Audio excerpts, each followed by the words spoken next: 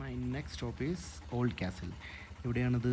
എവിടെ? കേരള ഹൗസ് ലഡാക്ക്. കേരള ഹൗസോ? ഇവിടെയോ? കൊള്ളാലോ. ചോറും കറിയും പഴംപൊരി, നൈസ് ആംബിയൻസ്. ഗൈസ്, ഇത് കൊള്ളാം. യാ, ലെറ്റ്സ് ഗോ.